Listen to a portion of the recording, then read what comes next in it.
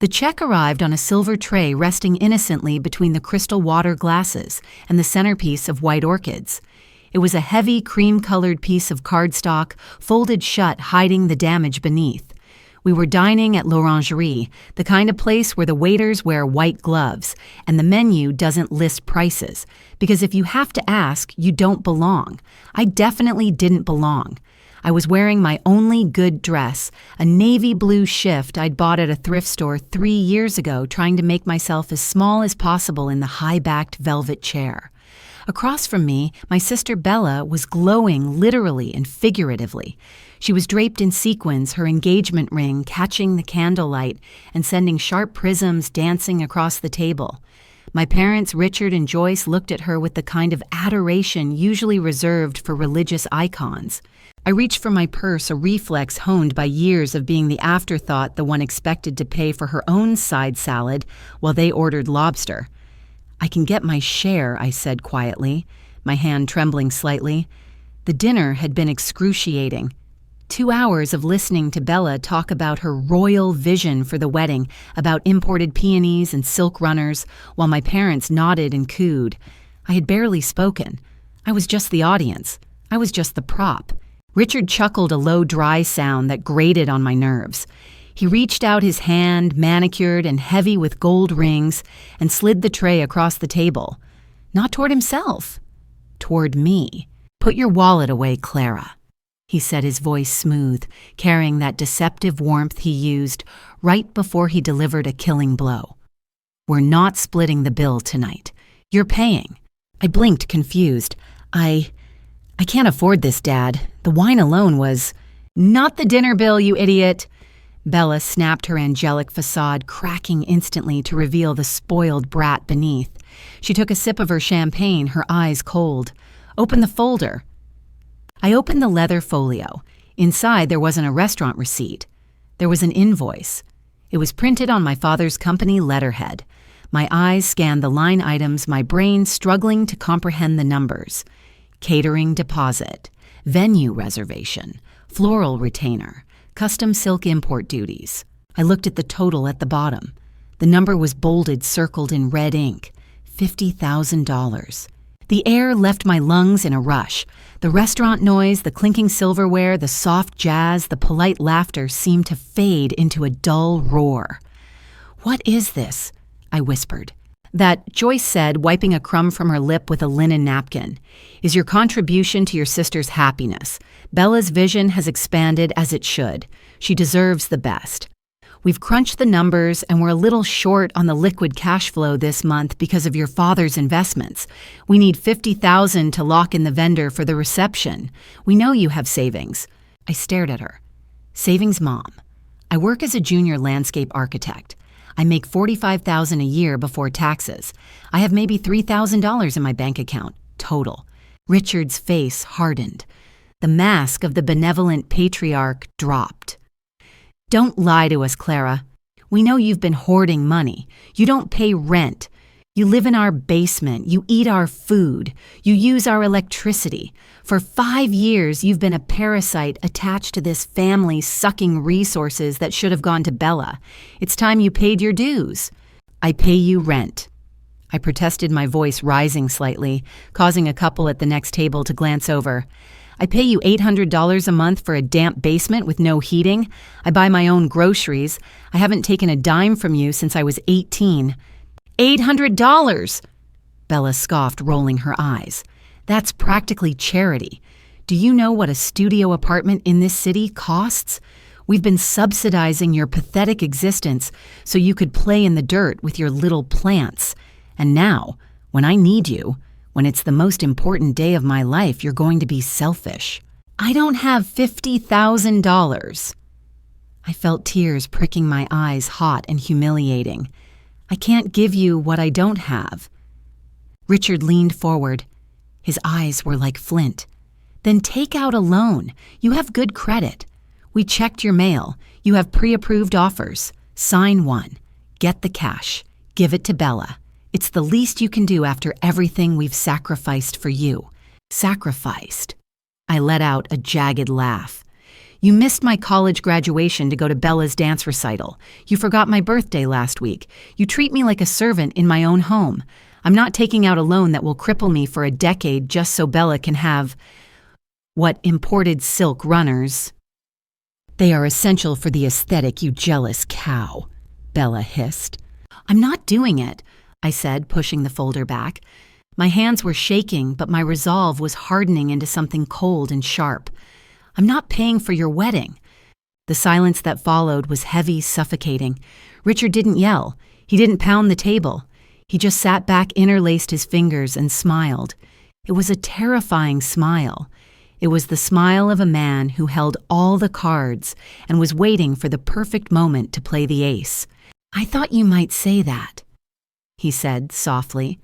You've always been ungrateful, Clara. Always looking for a handout. Well, since you want to act like a stranger, we'll treat you like one. He pulled a second document from his jacket pocket. He unfolded it on the table next to the orchids. It was a real estate listing, a sold listing. I looked at the photo. It was our house, the house I grew up in, the house where I currently lived in the basement. We sold the house this morning. Joyce announced, her voice bright and cheery as if discussing the weather. The market is hot and we got a cash offer. We're downsizing. Well, upgrading really. We bought a condo in the city closer to Bella. It has a doorman, a gym, and 2 bedrooms. I did the math instantly. 2 bedrooms. One for them, one for Bella's guest room. Where am I supposed to go? I asked, my voice barely a whisper. The new owners take possession tomorrow at noon, Richard said, checking his Rolex. We've already moved our things to storage. The movers are coming for the rest in the morning. Anything left in the basement after 10 a.m. goes to the dump. Tomorrow. I stood up my chair, scraping loudly against the floor. You sold the house without telling me you're evicting me with less than 24 hours' notice. You're an adult, Clara, Joyce said, sipping her wine. Figure it out. Maybe if you weren't such street garbage, you'd have a husband to take care of you by now. But look at you. Who would want you? Street garbage. The words hung in the air, suspended in the scent of truffle oil and expensive perfume. That was what Bella used to call me when we were kids, whenever I came inside with dirt on my knees from gardening. I looked at them, my family. They weren't just indifferent to me. They actively despised me. They enjoyed seeing me squirm. They liked watching the panic rise in my chest. They had planned this dinner not to ask for money, but to corner me. They wanted to squeeze me dry and then discard the husk. I looked around the restaurant. The opulence felt nauseating. I thought about my bank account. $3,000. First and last month's rent in this city would be $4,000 minimum. I had nowhere to go. I would be homeless by tomorrow afternoon. Panic clawed at my throat, but then a memory surfaced. A small, faint memory from a decade ago. Grandma Dorothy. She was the only one who had ever loved me, the only one who didn't look at me like a mistake. When she passed, the family had fought over her jewelry, her stocks, her antique furniture. But nobody had wanted the cabin. The cliffside, I said. The table went quiet. Richard frowned. What? Grandma's old cabin on the coast. I said, my voice gaining a strange, desperate strength. The one near Harbor Pine. You guys always complained about paying the property taxes on it. You said it was a money pit. Bella burst out laughing. It was a harsh, barking sound. That dump, it's basically a pile of driftwood held together by termite spit. It's been abandoned for 10 years. The roof is probably caved in. Give it to me, I said. I looked Richard in the eye. You want me out of your lives? Fine. I'll go. I'll disappear. I won't ask you for a dime. I won't come to the wedding. I won't embarrass you with my street garbage presence. Just sign the cliffside over to me. Richard looked at Joyce. They exchanged a look of sheer amusement. To them, I wasn't asking for an asset. I was asking for a burden. I was asking to take out their trash.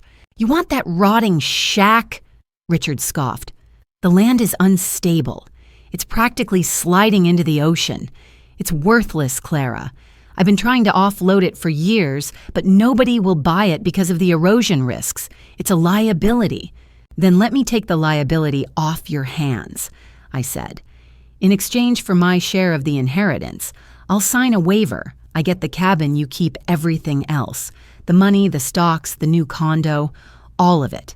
The greed in their eyes flared up like a match in a dark room. The inheritance was substantial. Grandma Dorothy had left a trust that was supposed to be split between Bella and me when we turned 35. Giving that up meant giving up hundreds of thousands of dollars in the future. But I didn't care about the future. I needed a roof over my head now. "You'd sign away your trust fund for a shack?" Joyce asked, her eyebrows raising. "You really are desperate." "Deal," Richard said instantly. He didn't wait for a lawyer. He raised his hand and snapped his fingers at a passing waiter. "Pen, now." The waiter handed him a gold pen. Richard grabbed a linen napkin but then thought better of it and grabbed the back of the wedding invoice. He wrote furiously, his handwriting jagged and aggressive. "I, Richard Whitmore, hereby transfer the deed and ownership of the property known as the Cliffside at 42 Ocean View Drive, Harbor Pine to Clara Whitmore, effective immediately. In exchange, Clara Whitmore waives all rights to any future inheritance trust funds or financial support from the Whitmore family." He shoved the paper at me. "Sign it." My hand shook as I took the pen. I knew this wasn't a legal deed transfer yet, but it was a binding contract of intent. It was the end of my life as a daughter. I looked at the paper. I looked at Bella, who was smirking at her reflection in her spoon. I looked at my mother, who was already browsing her phone, bored with the drama now that she had won. I signed my name, Clara Whitmore. Richard snatched the paper back, folded it, and tucked it into his pocket with a triumphant grin. He reached into his other pocket and threw a single rusty key onto the table. It landed in the butter dish. "The keys are in the safe, but that's the spare I kept on my ring," he said. "Don't come crying to us when the roof collapses on your head. You're on your own, Clara, completely." I picked up the key. It was cold and greasy from the butter. I wiped it on my dress, my good dress, the one I had tried so hard to keep nice for them. It didn't matter anymore. "I won't," I said. I stood up. I didn't say goodbye. I didn't look back. I walked out of l'Orangerie, past the maitre d' who looked down his nose at my off-the-rack shoes, past the valet stand where exotic cars were lined up like jewels. I walked to the subway station because I couldn't afford a cab. I didn't have time to cry. I had to move. I got back to the house that was no longer my home, at 9:00 p.m. The house was dark.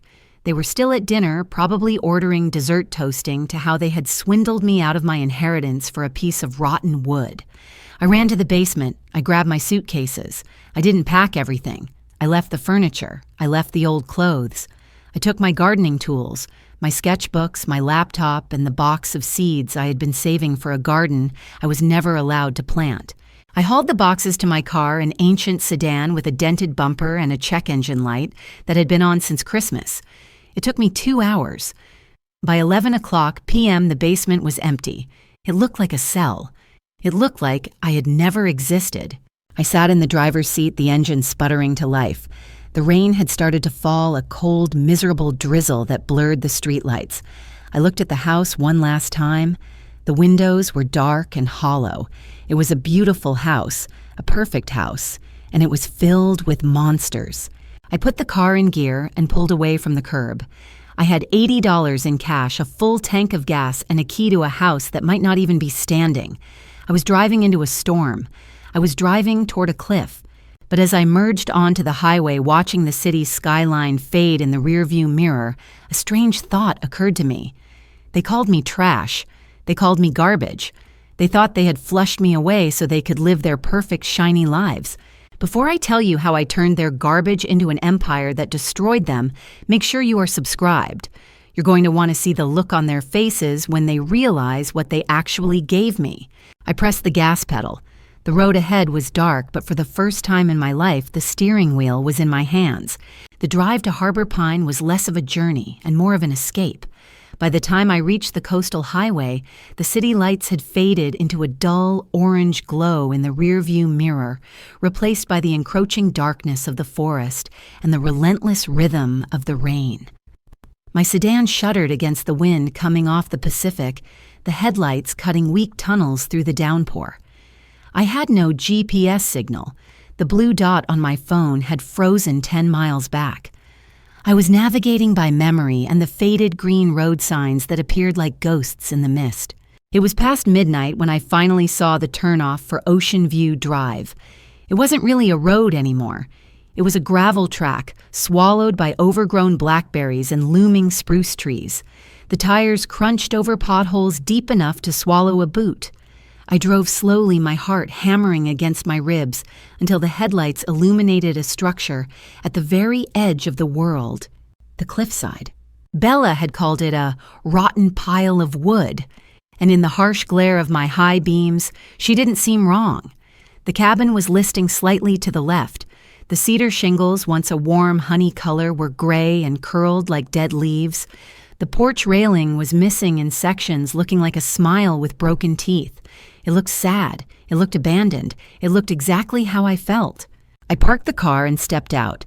The wind hit me instantly, carrying the scent of salt spray and wet pine needles, a smell so sharp and clean it made the city air I was used to feel suffocating by comparison.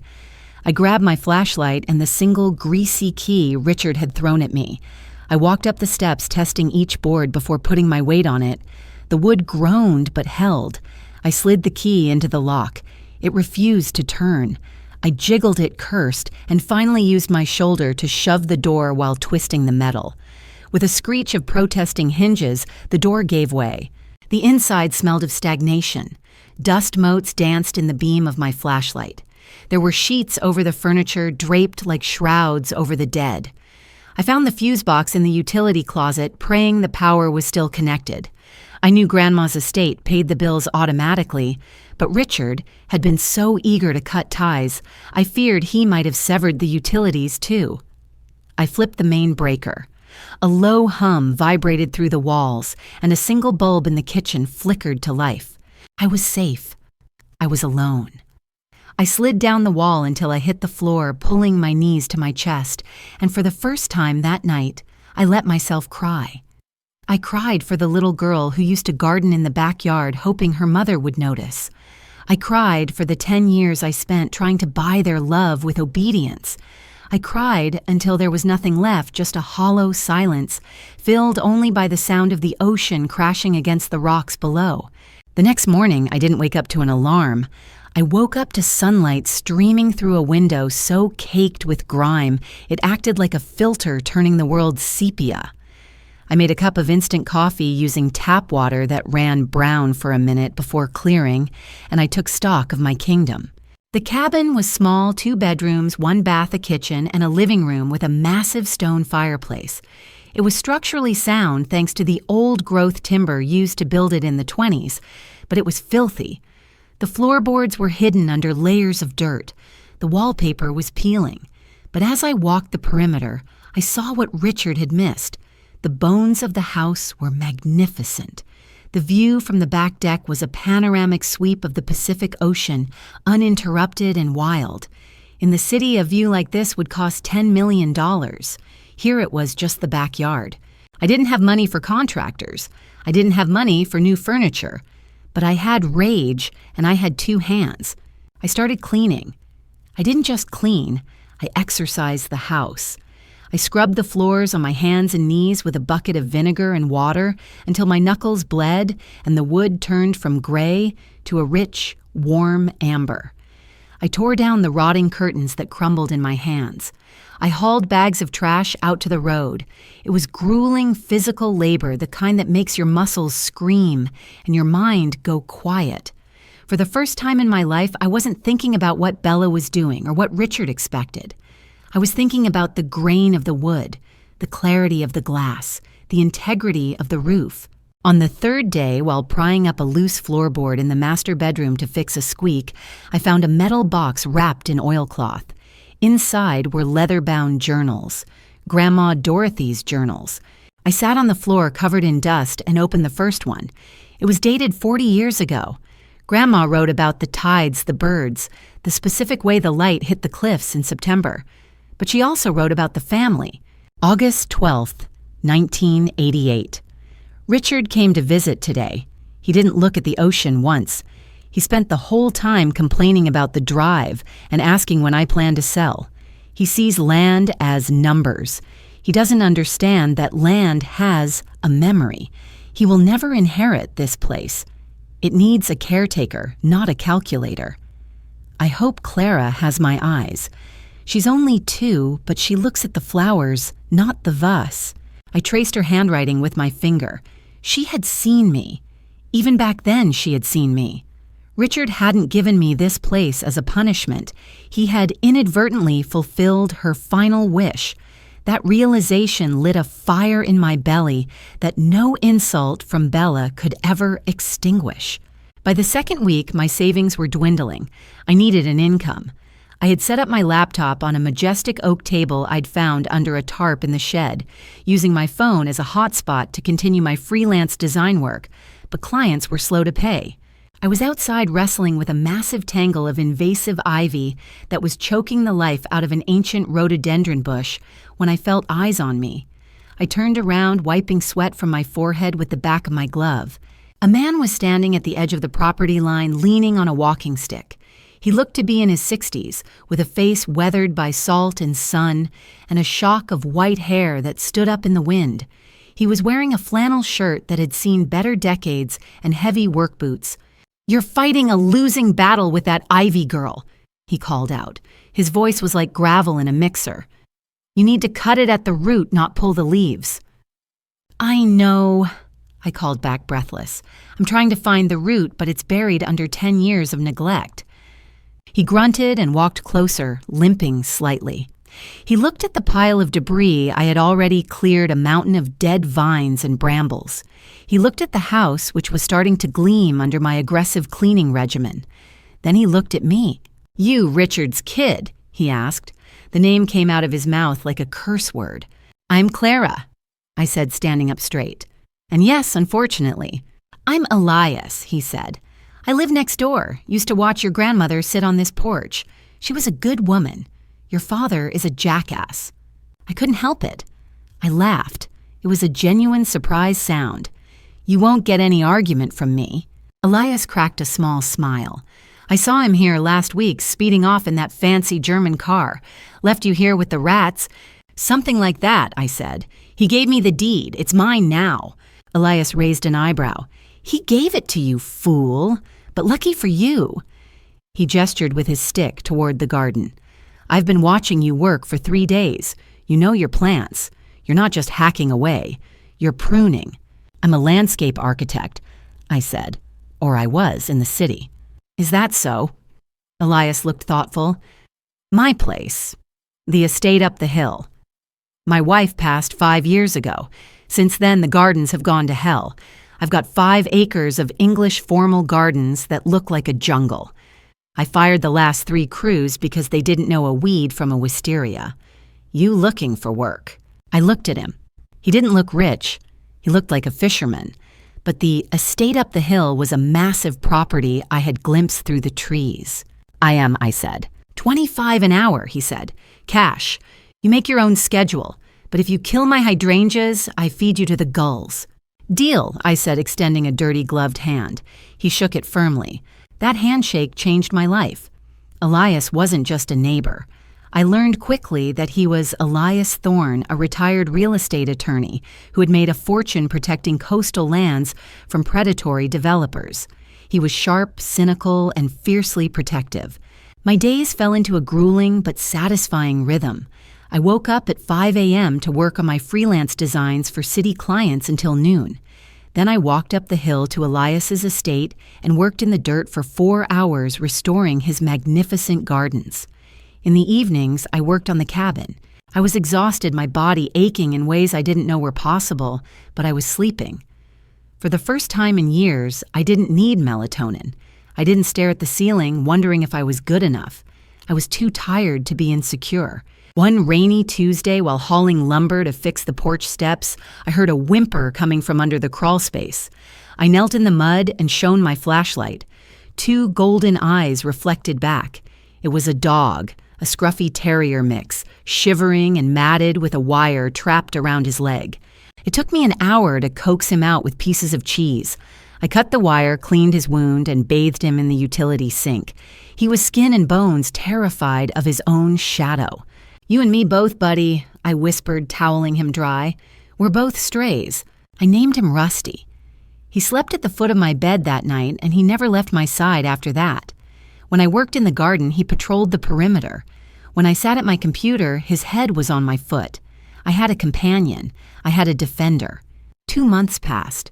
The cabin was transforming. I had sanded the floors, painted the walls a soft, creamy white to catch the light, and restored the stone fireplace. I had used my design discounts to order simple, elegant furniture, a deep linen sofa, a sturdy wooden dining table. It wasn't the gilded, soulless luxury of my parents' penthouse. It was warm. It was real. It was a home. Then the phone rang. I looked at the screen. Mom. My stomach tightened, that old reflex of fear kicking in. I took a deep breath, looked at Rusty, who perked his ears up, and answered. "Hello, Clara." Joyce's voice was tinny and sharp. No greeting, no "how are you?" "We're finally settling into the new condo, and I need you to come back to the city this weekend." "Why?" I asked, keeping my voice flat. Elias had taught me about this. Gray rock, he called it. Be as boring as a rock. Don't give them emotion. They feed on it. "Because we found a box of your old things in storage. High school yearbooks, some trophies, that old quilt. We don't have space for it. The new aesthetic is very minimal. Come get it, or I'm putting it on the curb." "Put it on the curb," I said. There was a stunned silence. "Excuse me." I said, "Put it on the curb, or donate it. I'm not driving 5 hours for a box of high school memories." "You are so ungrateful," Joyce spat. "We are trying to be nice. We kept this for you. Bella is so stressed with the wedding planning she's about to have a breakdown, and you're just sitting out there in that shack doing nothing.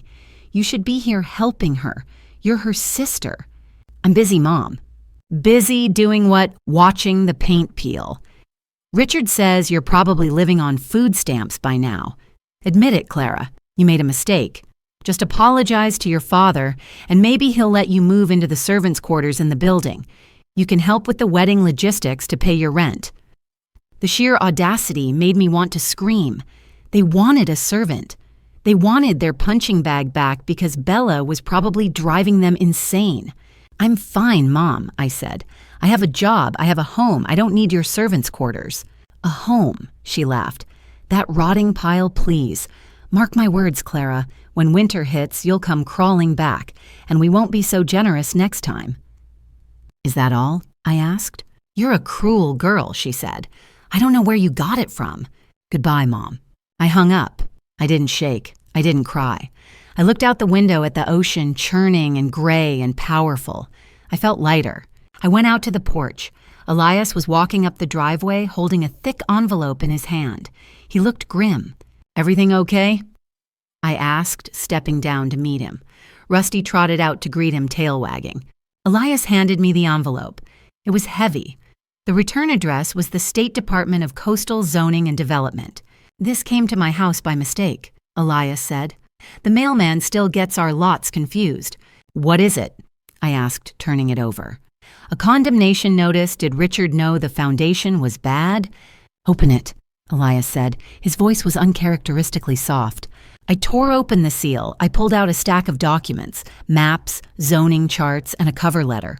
"Dear Ms. Whitmore, regarding the property at 42 Ocean View Drive, the Cliffside Estate, we are pleased to inform you that the 10-year moratorium on commercial eco-development in Sector 4 has been lifted. Per the new City Council ruling passed last week, your property has been redesignated from residential/high erosion risk to prime mixed-use hospitality." I scanned down the page, my eyes blurring until they hit a number. A valuation assessment attached to the zoning change. Estimated unimproved land value $4,500,000. I stopped breathing. I looked at Elias. "I knew it was coming," Elias said, leaning on his stick, a mischievous glint in his eye. "I was the one who petitioned for the zoning change 3 years ago for my own land. It covers your lot, too. That rotten shack sits on the only stable granite shelf in the county. $4.5 million, I whispered. Richard thought it was worth nothing. "Richard is an idiot." Elias grinned. "He looked at the mud on the surface and didn't check the rock underneath. He handed you a lottery ticket, kid. A winning one." I looked at the letter, then at the house. My rotten house. My sanctuary. They don't know, I said. No, Elias said.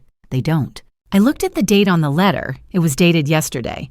And I'm not going to tell them, I said, a slow smile spreading across my face. Not yet. Good, Elias said, because the sharks are circling and you're going to need a bigger boat. I folded the letter and put it back in the envelope. The wind howled around us, but I didn't feel the cold anymore. I felt powerful. Elias, I said, do you own a suit? I have a tuxedo I haven't worn since the 90s. He grunted. Why? Because I said, looking toward the city skyline hidden behind the horizon. My sister is having a wedding, and I think we should go. The envelope from the zoning commission sat in the bottom drawer of my grandmother's oak desk, buried under a stack of seed catalogs and garden sketches. It was a piece of paper, lightweight and unassuming, but it weighed $4.5 million. Knowing it was there changed the molecular structure of the air in the cabin. The drafty windows didn't feel like signs of poverty anymore. They felt like charming quirks of a multi-million-dollar estate. The creak in the floorboards wasn't a defect. It was the sound of equity. Elias sat on my porch the morning after the delivery, sipping coffee from a chipped mug. The storm had passed, leaving the sky a bruised purple that reflected off the calm ocean. You can't tell them, he said, his voice gravelly and serious. Not yet. I want to rub it in their faces. I admitted tearing a piece of toast in half for Rusty. I want to drive to their new condo, slap that letter on the marble countertop, and watch them choke. And then what? Elias asked, looking at me over the rim of his glasses. They sue you. They claim you manipulated Richard into signing the deed. They drag you into court for 5 years, draining your energy and your joy. Richard has friends in low places. If he knows this land is a gold mine, he will burn it to the ground before he lets you keep it. I knew he was right. Richard was a man who would rather rule over ashes than serve in heaven. If he knew I had won, he would destroy us both. So we wait, I said. We wait. Elias nodded. We let them dig the hole deeper. Rumor has it Richard's investments are bleeding out. He put a lot of capital into a tech startup that's currently under investigation for fraud. He's leveraged to the hilt to pay for this wedding. How do you know that? Elias winked. I'm retired, Clara. I'm not dead. I still have lunch with the sharks in the city once a month. They smell blood in the water, and the blood type is Whitmore. The trap was set. All I had to do was nothing. For the next 3 weeks, I lived a double life. To the world, and specifically to my family, I was Clara the exile living in squalor in a rotting shack, probably eating beans out of a can. In reality, I was Clara the heiress, sitting on a fortune building a landscaping business that was already gaining traction with Elias's wealthy friends, and sleeping soundly every night with the ocean as my lullaby. I watched the disaster unfold from a distance. My cousin Jessica, who loved drama almost as much as she loved free drinks, became my unwitting informant. She posted updates constantly. Wedding dress fitting Bella is screaming at the seamstress because the lace isn't French enough. Hashtag Bridezilla, hashtag help me. Uncle Richard, trying to sell his boat, says he wants to simplify. We all know he needs the cash for the catering. Hashtag awkward. Then the summons came. It wasn't a phone call this time. It was a formal digital invitation sent to my email, followed immediately by a text from Joyce. Family Reconciliation Dinner. Tuesday, 7 o'clock p.m. The Onyx Room. Mandatory attendance. We have a proposition for you. Do not be late. And please dress appropriately. No gardening rags. I showed the text to Elias. He laughed a dry barking sound. A proposition? That means they want something. They probably want me to sign a waiver for the wedding photos so they don't have to blur my face out if I accidentally walk into the frame. I joked. No. Elias said, his eyes narrowing. They're desperate. Desperate people don't ask for waivers. They ask for labor or money. You're going. I am. Yes, and I'm coming with you. As what my grandfather, as your legal counsel, Elias said, standing up and brushing crumbs off his flannel shirt, though I doubt they'll realize that. To them, I'll just be the old coot from next door. It's better that way. Let them underestimate us. It makes the victory sweeter. Tuesday arrived with a gray, drizzly sky that matched my mood. I dressed with strategic precision. I wore a black turtleneck and wide-leg trousers. To the untrained eye, the outfit was simple, boring even. But the wool was cashmere, sourced from a sustainable boutique I had discovered online, and the trousers were tailored perfectly to my frame. I wore no jewelry except for a small pair of pearl studs I had found in Grandma's jewelry box, the ones Joyce had overlooked because she thought they were fake. They weren't. Elias picked me up not in a truck, but in a vintage 1968 Jaguar E-Type. It was British racing green, pristine, and roared like a lion. "I keep it under a tarp in the barn," he explained as I slid into the leather bucket seat.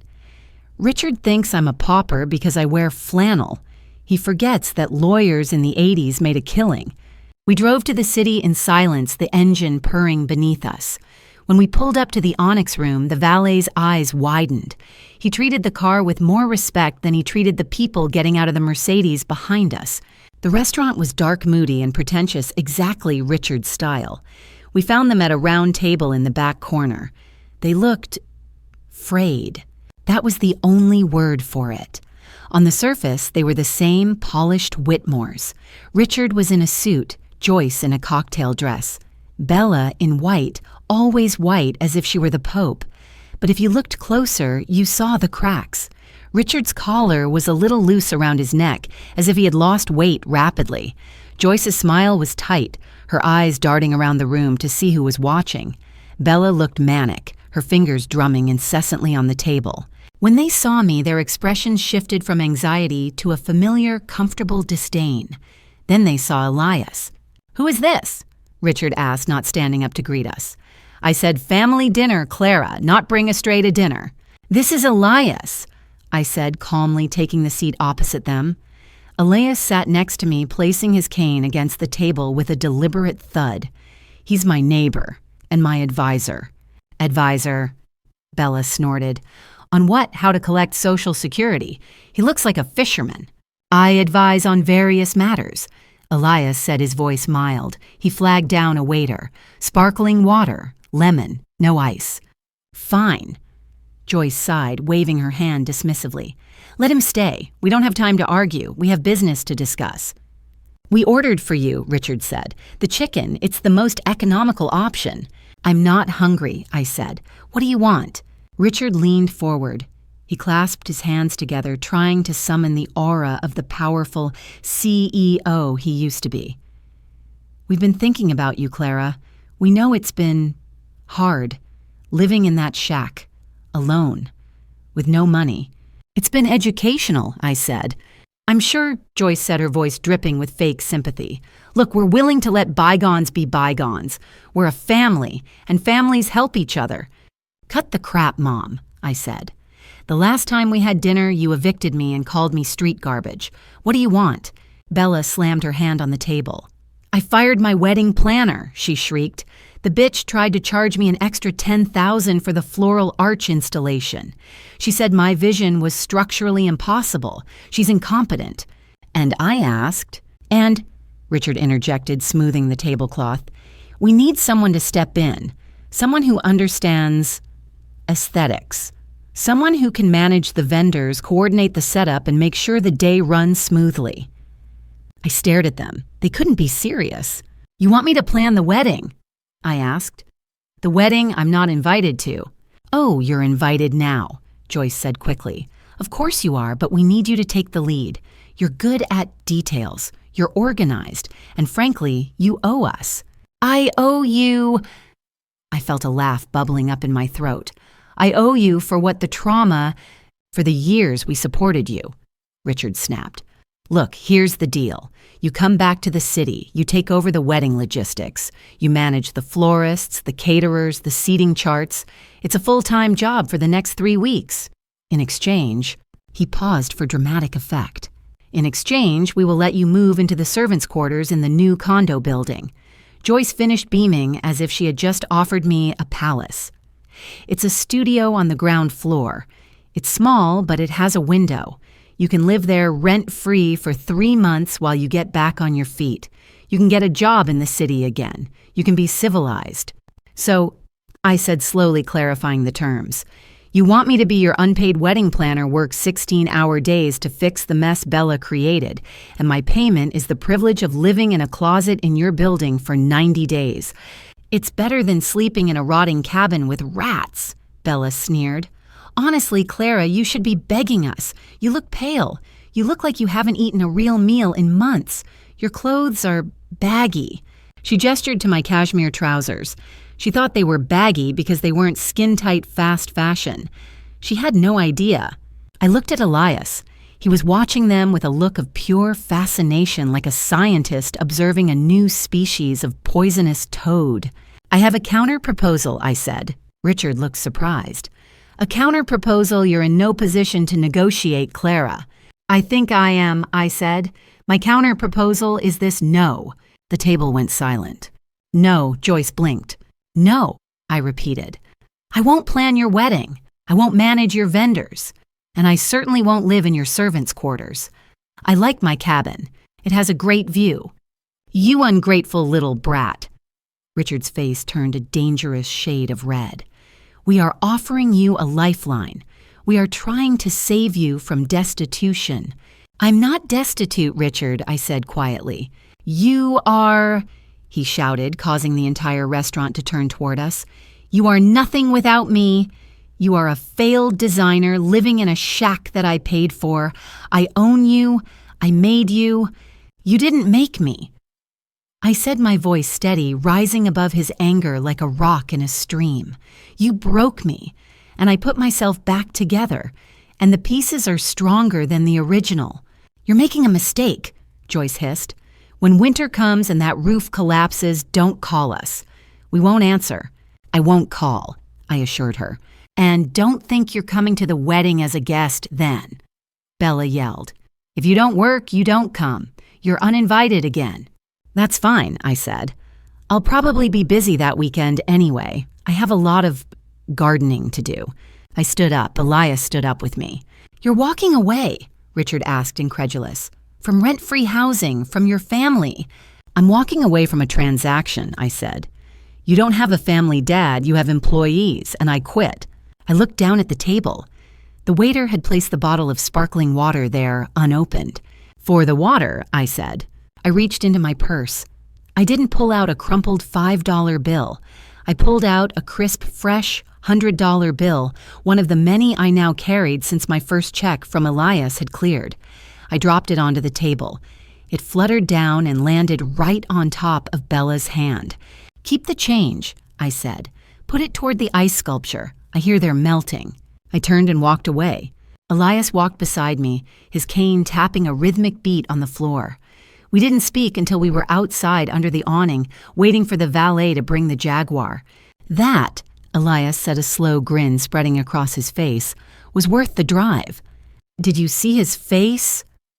I asked, the adrenaline finally starting to crash into a wave of giddiness. He looked like he was going to have a stroke. He's scared, Elias said. He smells the end coming, even if he won't admit it. He needed you to work for free because he can't afford to pay anyone else. You just cut off his last supply line. The Jaguar pulled up. I got in. As we drove away, I looked back at the restaurant window. I could see them arguing. Bella was crying. Richard was drinking the wine violently. Joyce was staring at the $100 bill on the table. They were miserable. In their expensive clothes in their fancy restaurant, they were trapped in a prison of their own making. And I was free. Part 4 is going to be interesting, Elias mused as we hit the highway. Why? I asked. Because, he said, shifting gears. I made a few calls while you were in the restroom. I found out who the main investor is for the resort development project, the one that rezoned your land. Who is it? A consortium called Pacific Blue, Elias said. And they are looking for a local liaison, someone to be the face of the project, someone to announce the partnership. And Elias smiled in the dark. I told them I knew the owner of the prime lot. I told them she was available. They want to make the announcement public. Soon. How soon? The same weekend as the wedding, Elias said. In fact, I happen to know that Pacific Blue is one of the sponsors for the charity gala that your father is desperately trying to impress at the wedding reception. Half the board will be there. I stared at him. The pieces clicked into place. The universe wasn't just giving me a win, it was handing me a microphone. So, I said, a cold, thrilled shiver running down my spine. I guess I am going to the wedding after all. Oh yes, Elias said, but not as the maid. You're going as the landlord. The drive home felt different. The cabin wasn't just a refuge anymore. It was a headquarters. The rotten shack was about to become the cornerstone of an empire, and Richard Whitmore was about to learn that the liability he discarded was the only asset that mattered. We pulled into the driveway just as the moon broke through the clouds, illuminating the jagged cliffs. They looked dangerous. They looked beautiful. They looked exactly like me. I went inside, greeted Rusty, and walked straight to the calendar on the wall. I circled the date of the wedding in red marker. Judgment Day. I wasn't angry anymore. Anger is hot and messy. What I felt was cold and crystalline. I was going to walk into that ballroom and I was going to burn their house of cards down with a single sentence. Outline approved, I whispered to the empty room. Right now. The wedding invitation had promised an evening of royal elegance.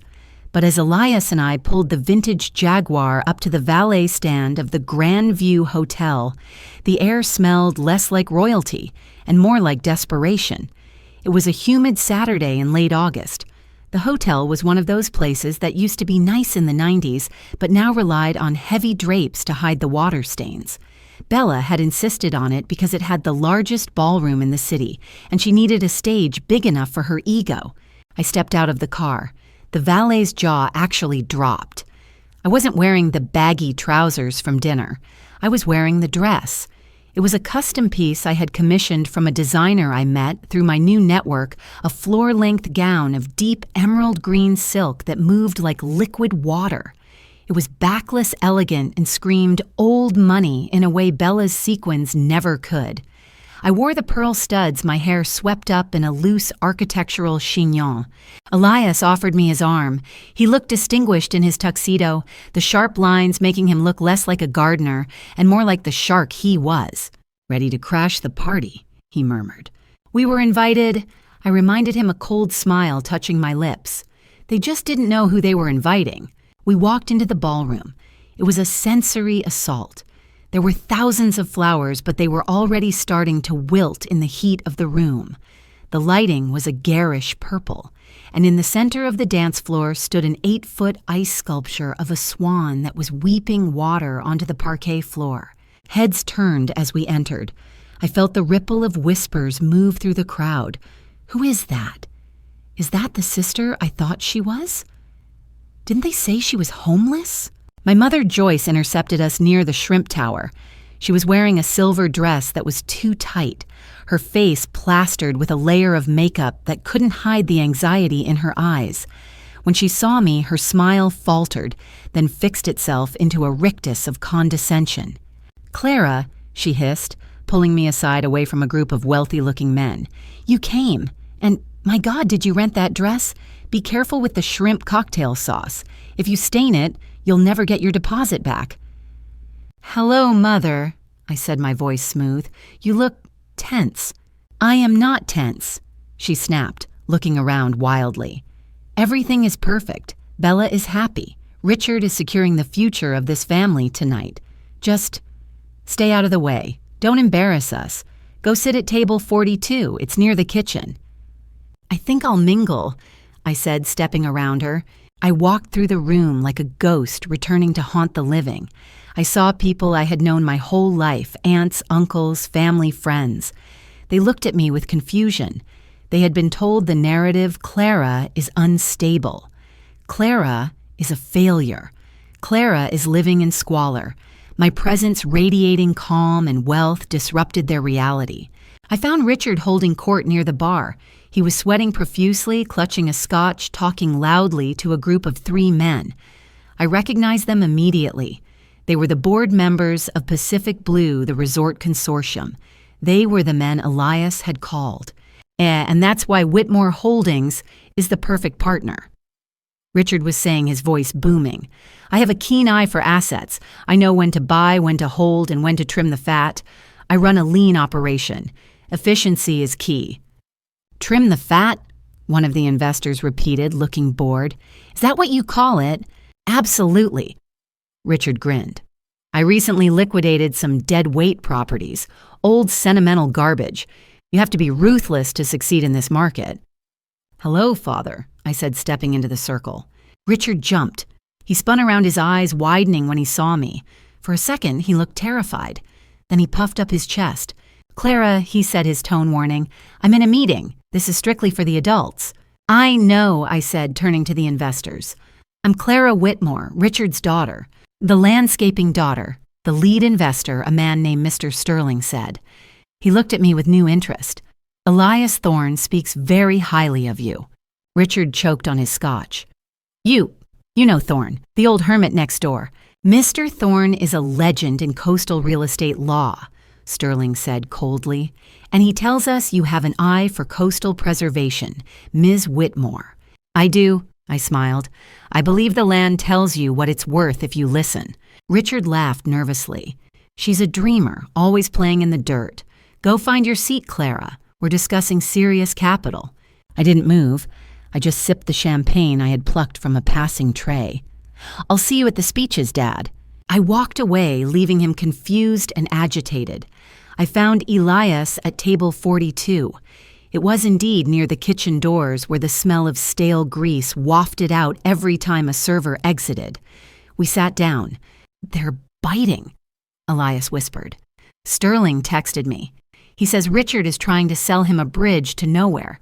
He's pitching his own company as solvent, but they know he's leveraged against the condo. Then the music swelled. The bridal march began. Bella entered. She looked beautiful in the way a doll looks. Beautiful, perfect plastic, and vacant. She walked down the aisle to the altar set up on the stage. Her groom, a man named Mark who worked in finance and had the personality of a wet napkin, looked like he was trying to calculate an exit strategy. The ceremony was long and performative. They read vows that were clearly written by a copywriter. I promise to be your queen, Bella said, and to let you worship me. I saw a few guests exchange uncomfortable glances. After the ceremony, the dinner began. It was a disaster. The air conditioning in the ballroom malfunctioned, and the temperature began to rise. The ice swan lost its head, crashing onto the floor with a wet thud. Bella screamed.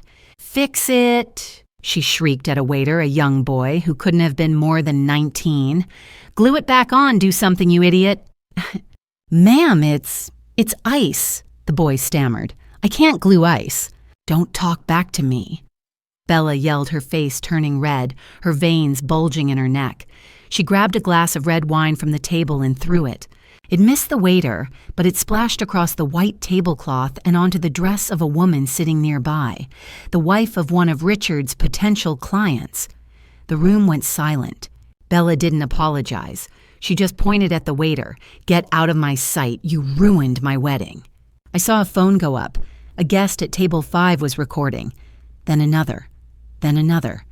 The perfect princess mask had slipped, and the internet was about to feast. Richard rushed to the microphone on the stage, trying to salvage the mood. "Passion," he boomed, tapping the mic. "My daughter has passion. That's the Whitmore spirit, perfectionism." He cleared his throat, wiping sweat from his forehead.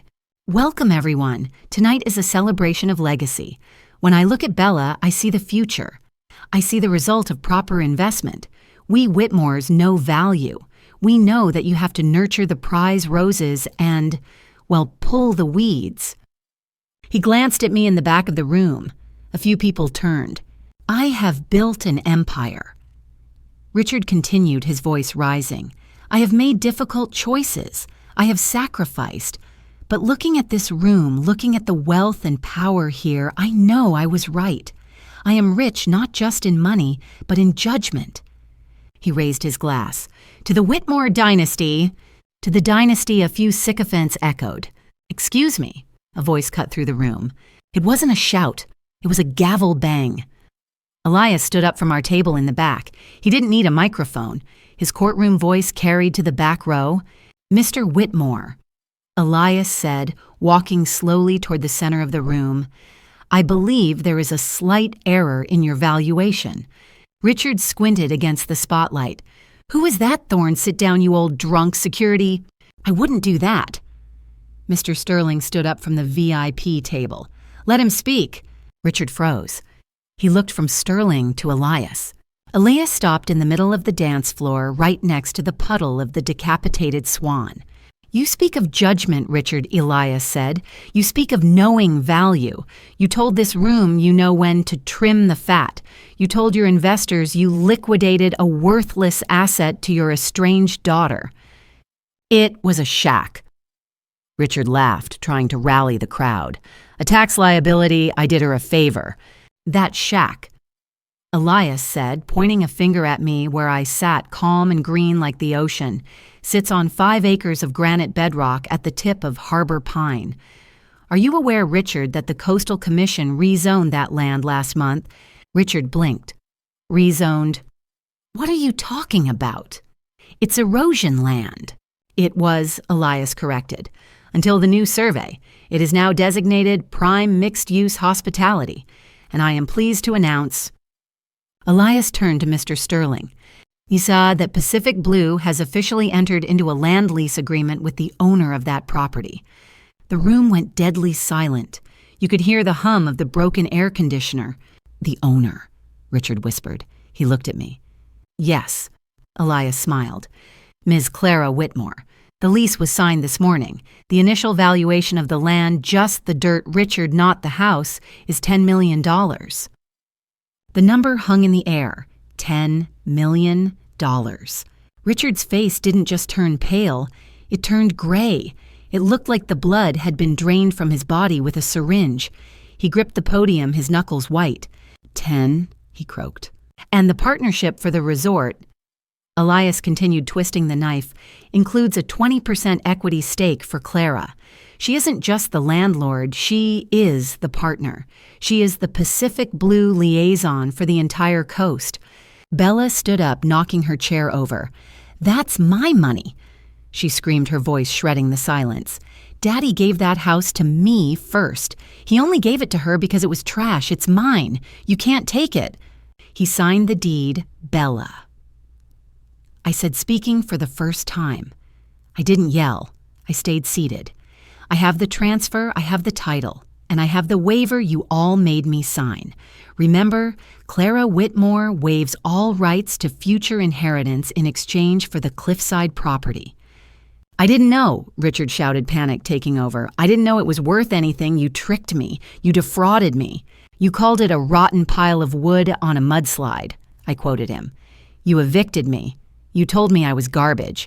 You didn't lose that money because I tricked you, Richard. You lost it because you were too arrogant to look beneath the surface." Mr. Sterling walked up to the stage. He looked at Richard with pure disgust. "You gave away a $10 million asset for free because you didn't do your due diligence," Sterling asked. "And you want me to trust you with my capital? It was a mistake." Richard pleaded, grabbing Sterling's sleeve.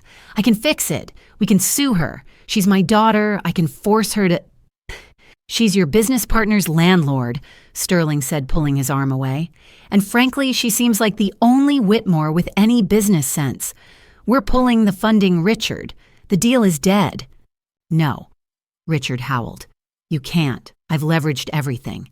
If you pull out, the bank takes the condo. The bank calls the loans." "Then I suggest you start packing," Sterling said. He turned to me and raised a glass. "Ms. Whitmore, excellent dress. We'll see you at the site on Monday." "I look forward to it." I nodded. The room erupted. It wasn't polite whispers anymore. It was chaos. The investors were walking out. The guests were pulling out their phones, checking the viral video of Bella screaming at the waiter, which was already trending on Twitter under hashtag Bridezilla Meltdown. Bella was on the floor, sobbing into her tulle skirt, screaming at Mark to do something. Mark, looking at the imploding family fortune, did the only rational thing. He took off his boutonniere, dropped it on the table, and walked out the exit door. "Mark," Bella shrieked. "Mark!" He didn't look back. I stood up. Elias offered me his arm again. "I think our work here is done," he said. We walked toward the door. Richard was still on stage, slumped over the podium, a broken man. Joyce was staring at me, her mouth opening and closing like a fish. As I passed her, I stopped. "You were right, Mom," I said. "The wedding was unforgettable." I walked out into the night air. It was heavy and hot, but I felt cool. I felt clean. The fallout was faster than I expected. It was an avalanche. By Monday morning, the video of Bella throwing the wine glass had 5 million views. The internet named her the Red Wine Witch. She was fired from her marketing job. By Tuesday, nobody wanted a PR nightmare on their payroll. By Wednesday, the bank called Richard's loans. Without the Pacific Blue capital, his house of cards collapsed. The investments he had bragged about were revealed to be high-risk failures. He declared bankruptcy on Friday. I was back at the cliffside when the final blow landed. I was standing on the deck with the architects looking at the blueprints for the new eco-villas that would be built on the North Ridge far away from my cabin, which would remain private. My phone rang. It was a number I didn't recognize, but I knew who it was. The gate buzzer sounded. I looked at the security monitor. There they were. Richard, Joyce, and Bella. They were standing at the iron gate Elias and I had installed last week. They weren't wearing tuxedos or sequins. Richard was wearing a wrinkled polo shirt. Joyce looked 10 years older, her roots showing. Bella was wearing sunglasses probably to hide swollen eyes. Behind them was a U-Haul truck. I pressed the intercom button. "Yes, Clara." Richard's voice crackled through the speaker. He sounded broken. "Clara, please, open the gate." "Why?" I asked. "They took the condo," Joyce sobbed. "They locked us out this morning. We have nowhere to go. We have the truck, but we have no home." "We're family, Clara," Bella said, her voice trembling. "I'm sorry about the wedding. I'm sorry about the name-calling. Just let us stay in the guest rooms, just for a while, until Daddy gets back on his feet." I looked at them on the screen. I looked at the U-Haul packed with whatever they had salvaged. I remembered the night I packed my sedan in the rain. I remembered the check for $50,000. I remembered street garbage. "I'm sorry," I said, "but the cliffside isn't a shelter. Clara." Richard yelled, anger flashing through his desperation. "You owe us. That land was mine. I gave it to you. You stole my life." "You gave it to me," I corrected, "and I made it a life. You had your chance, Dad. You had 10 years to love me. You had 10 years to see value in me. You only see value now because I have a checkbook." "We're your parents," Joyce wailed. "Where are we supposed to go?" "I hear there's a motel on the highway," I said. "It's affordable, or maybe—" I paused. "Maybe you can find a basement somewhere. I hear they go for about $800 a month." "Clara, please!" Bella screamed. "The shack is for family," I said, my voice hard as granite. "And I don't see any family at the gate, just guests who overstayed their welcome." I released the button. I turned off the monitor. The architects were looking at me awkward and silent. "Everything okay, Ms. Whitmore?" one of them asked. I looked out at the ocean. Rusty was chasing a seagull down the beach, barking happily. Elias was walking up the path, holding a bottle of vintage champagne. The sun was breaking through the clouds, lighting up the golden cliffs that were now my legacy. I took a deep breath. The air was salt and roses. "Yes," I said, smiling. "Everything is perfect. Now about that retaining wall." I didn't destroy them. I just stopped saving them. And in the end, that was the most brutal punishment of all. They had to live with themselves, while I finally got to live with me. You know, looking back at that moment at the gate, watching the U-Haul truck idle while my family begged for the very shelter they had mocked, it would be easy to say that was a moment of victory. But it wasn't just about winning. It was about clarity. For 30 years, I looked at myself through Richard and Bella's eyes. I saw what they saw, a crack in the pavement, something small, something broken, something that needed to be covered up or cast aside. I spent decades trying to paint over my own cracks, to please them, trying to buy their love with obedience and silence. But the lesson I learned at the cliffside is simple. Value is not about appearance. It's about the foundation. My father looked at that cabin and saw rot. He saw peeling paint and a crumbling porch. He saw a liability. He didn't bother to check the granite bedrock underneath. He didn't understand that the things that look the messiest on the surface often have the strongest roots. He made the mistake of confusing value with glitter. He chased the shiny, shallow things, the sequins, the status, the approval of strangers, and he threw away the solid ground beneath his feet. There are so many people out there right now who feel like I did. Maybe you are the scapegoat in your family. Maybe you're the one who is always giving and never receiving. Maybe you feel like you're shouting into a void, begging to be seen, begging to be loved. If that is you, I need you to hear this. Stop trying to prove your worth to people who do not have the capacity to calculate it. You cannot force someone to appreciate a diamond if they are only looking for rhinestone. My revenge wasn't that I became rich.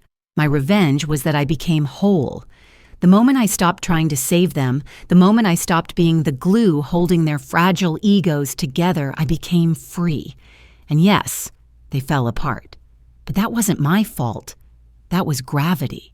Real family isn't about blood. It's not about obligation or who you owe for raising you. Real family is the people like Elias, who see you covered in mud and sweat and say you have potential. Real family is the people who stand beside you in the storm, not the ones who lock you out in the rain. So do not be afraid to walk away. Do not be afraid to take the rotten parts of your life and scrub them until they shine. You might be terrifyingly alone for a moment, but I promise you, the view from the other side is worth it. If this story resonated with you, if you've ever had to build your own peace from the wreckage of someone else's judgment, please take a second to hit that subscribe button and turn on notifications. We are building a community here, a chosen family of our own, and I want you to be a part of it. Share this video with someone who needs to be reminded of their own worth today. And if you want to see another story about someone who was underestimated and rose from the ashes to take absolute control of their destiny, click the video on your screen right now. It's a story about a woman whose silence was louder than any scream.